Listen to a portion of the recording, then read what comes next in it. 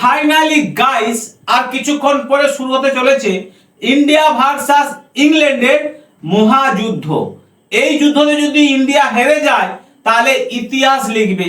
তার কারণ ইন্ডিয়া টানা পর 5বার হেরে যাবে, মানে ইন্ডিয়া টানা 5বার কোনোদিন হারেনি।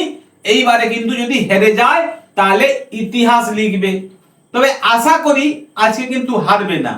আর যদি হেরে যায় কি আর করব, কিছু করারও নেই, শুধু কেবলমাত্র দুঃখ প্রকাশ করব।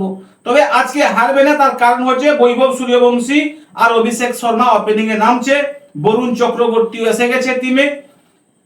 আর আরেকটা কথা, আপনার রবি বিষ্ণুই রান মেশিন, ইন্ডিয়ার নয় ইংল্যান্ডের হয়ে, তো তাকে মনে হয় আজকে বাদ দিয়ে অন্য কাউকে রাখবে, এটা কিন্তু শিওর, আপনারা জেনে নিন।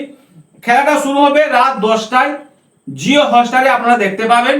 এবং কারা কারা স্কোয়াডে আছে সেটাও একটু আমি জানিয়ে দিই।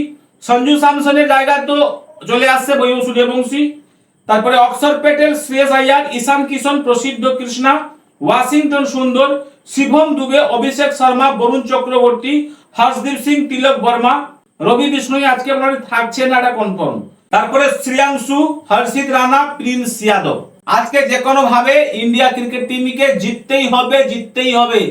लगान हम नहीं देंगे, हमको जीतना है आज।